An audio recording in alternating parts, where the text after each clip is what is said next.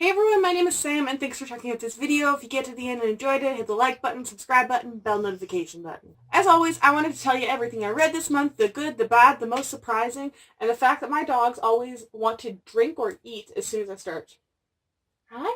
And any lessons, the majority of the time which are heavily sarcastic, that I learned from one or multiple books. So I actually had a really solid reading month. I'm happy with the number I read. I'm pretty happy with the quality of books that I read. And let's just jump into it. These are the books that I read this month. So this month I read The Ship Beyond Time by Hattie Heelake, Song of the Dead by Sarah Glenn Marsh, Warrior of the Wild by Tricia Levenseller, Descendant of the Ark by Joanna He as an E-Arc, Someday We Will Fly by Rachel Dwowski, Wicked Saints by Emily Duncan as an Arc, The Dead Queens Club by Hannah Capin, The Afterword by E.K. Johnston, Wind Witch by Susan Dennard as a reread, Sapphire Blue by Kirsten Gear, The Valley of Fear by Sir Arthur Conan Doyle, An Echo in the Bone by Diana Gabaldon, Dealing in Dreams by Lilian Rivera as an arc, The Paragon Hotel by Litsy Faye, Ash Princess by Laura Sebastian as a reread, Skyward by Brandon Sanderson. I attempted to read The Republic of Pirates by Colin Woodard, but this is a DNF, unfortunately. Four Dead Queens by Astrid Scholl, The Boleyn King by Laura Anderson, We Set the Dark on Fire by Taylor K. Mejia, Give the Dark My Love by Beth Revis, and lastly, The Fever King by Victoria Lee. So as always, we're going to go from least favorite to surprising to most favorite. And it kind of breaks my heart to say this least favorite, but if I'm being honest,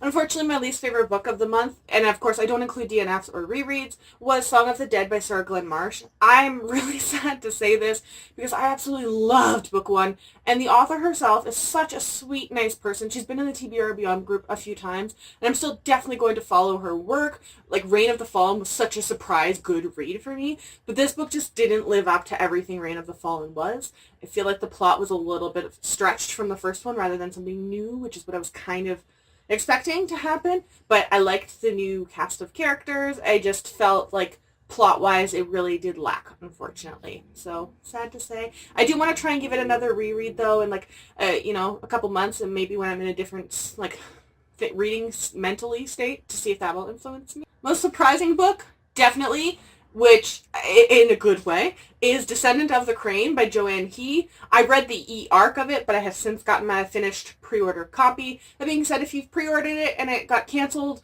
or if you pre-ordered it and just it hasn't shipped yet, it is coming. There's been like some issues with stock, and it's coming, but it is really worth it as well. It's really, really pretty up close in person. I hope the camera will do this justice.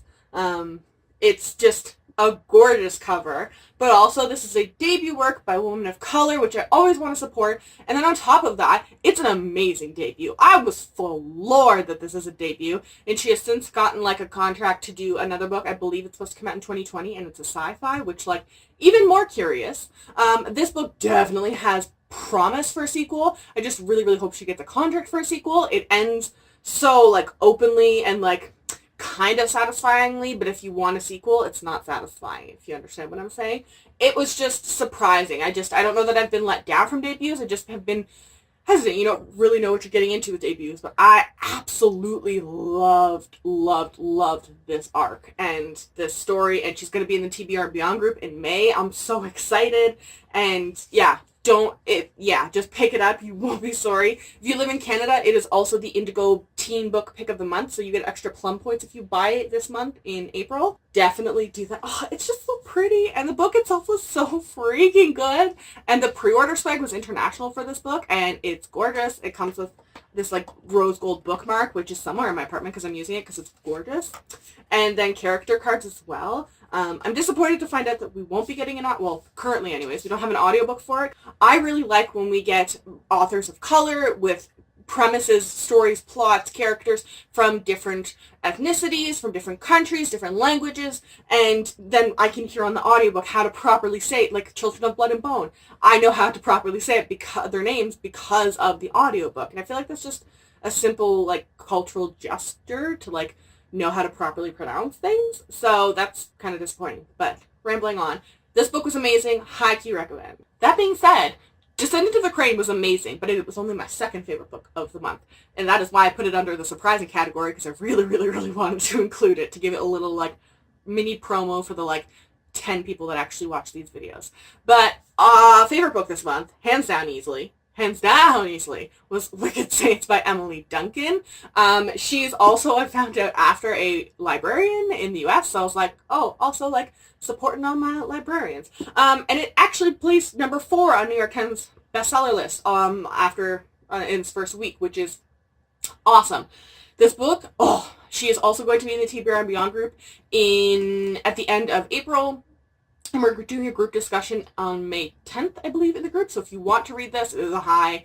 It's coming in a bunch of book boxes from the sounds of it. You can read it really quick and join us in on that. But, this book is amazing. The Grisha vibes, and there was like a very Darkling-esque character. The author actually also tweeted that the prince in here is bi, and awesome for bi rep, and that in book 2 we are getting a character who is also apparently very flamboyantly bisexual. So I'm just curious about all of this whole world. I'm obsessed with the magic concept. The idea of being able to like contact the gods and be like, Zeus, could I borrow your like lightning bolt, or like Dionysus? Could I like, I don't know what you would get from Dionysus. Fertility or drunkenness? I don't know. But either way, the concept of being able to do that is amazing. I love that. And the Russia Slavic geography and like the names, which I really am excited to listen to the audiobook again because I cannot for the life of me pronounce these names, so I want to hear that. And I love the covers. The finished copy has all of the stuff like embossed. Actually, I don't know if you can see it on my thing there. Also, the under dust jacket of the finished copy is red and it says "Let them fear her." It's beautiful. I can't deal with the effort they put into that design, and I'm just so. You need to read it, okay? This and Descendant of the Crane. Just do yourself a favor and read them. As always, I have some snarky comments that I feel the need to push on other people to make sure they hear my snarky comments. Lesson number 1 from the Republic of Pirates is that pirates can be made boring. Didn't know that was a thing. Four Dead Queens and the Paragon Hotel just gave me this feeling of like, when you find out there's a surprise female-female romance that you weren't expecting to be in the book. It's like when you wake up before your alarm, like 20 minutes before your alarm, and then you're like, oh my god, I get extra sleep. And then you get to sleep, and you feel even more refreshed when you get up, and you're like, I got extra sleep, even though you got the same amount, if not shorter amount, of actual sleep. It's like that. It's like bonus sleep, okay? It's just, I love it. I'm here for it, and the inclusion in it, and it, like, just being a normal part of the plot, rather than this, like, massive sale pitch of, like, oh, it's gay people! Like, no. It's, like, I love it. It's a wonderful sneak attack, and I'm just, like, I'm here for it. Sapphire Blue reminded me that the middle book in trilogy seemed to be the kryptonite of like 99% of all authors. It's always like, y'all wanted me to buy another book, so you took book 1 and 2 and then just split them to make a third book in the middle.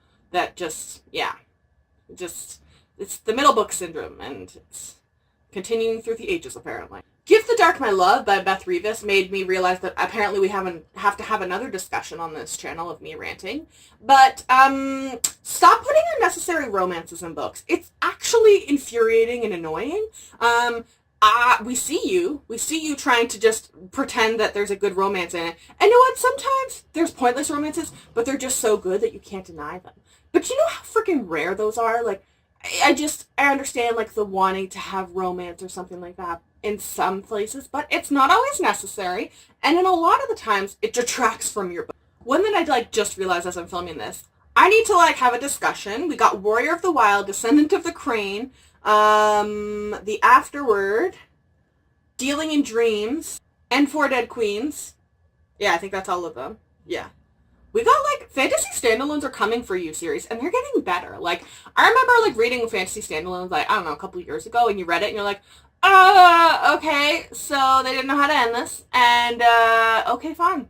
Cool. Yeah, or you read it and you're like, there's no effort put into this, they didn't put enough detail. But now, man, we've got, like, rep of, like, of just diversity all over the place. We got, like, some world building, we got, like, lovable cast of characters, and I don't have to deal with the potential of mid-series cover changes. So, like, I see you, Fantasy Standalones, I see what you're doing, and I'm liking it. Please keep coming. Also, high-key, please, like, asterisk this lesson that please buy Descendant of the Crane. I need a sequel. That book needs a sequel, okay? I'm not going to be okay if that stays as a standalone. Also, on top of that, this kind of, like, goes back to this, like, diversity rep that we're getting.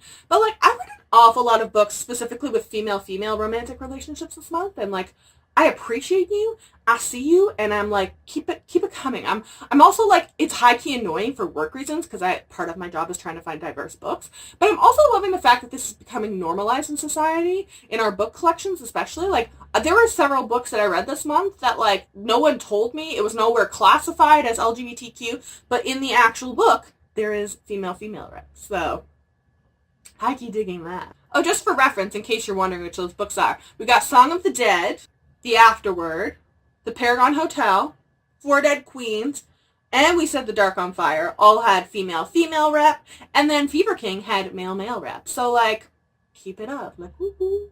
And finally, we got The Dead Queens Club and The Bowling King, reminding us that authors need to mess with history more. Like, in whatever time period you want, make it a contemporary, like, kind of retelling, or, like, mess with it in its own time period. Or, like, go, like, full My Lady Jane. Like, this genre needs to happen more.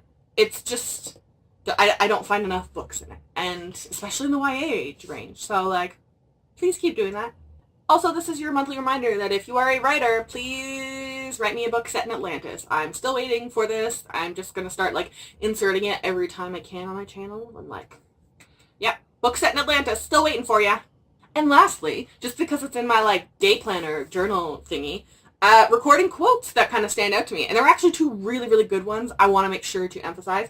Now, this one is from the Wicked Saints arc. I have not read the finished copy yet, so I do not know what page it's on or if it made it to the final edition. I really hope it did, because it stuck with me. Like, it's still flagged in my book with a bookmark. And it's on the arc. It was on page 316. And who are you that you can do what countless others have failed to do over a century? She shrugged. I'm the first person who refused to fail. Yes. Yes. And lastly, from Warrior of the Wild, I pulled this gem. A man who finds his masculinity threatened by a powerful woman is no man at all. You want someone who lifts you up, not tries to bring you down. Which is like Feminism 101. That is like a give and take relationship, and that's what everyone should strive for. Okay? Just like putting it out there in the world. You want someone who treats you right, and you want someone who, like, yeah, brings you up, not tears you down or, like, messes with you. Okay? That's just Warrior of the Wild rules, okay? And I forgot to write down what page that was on, but it was in a finished copy, so find it yourself. So those are all the books that I read this month, the lessons that I learned, and, you know, my general thought ramblings on them.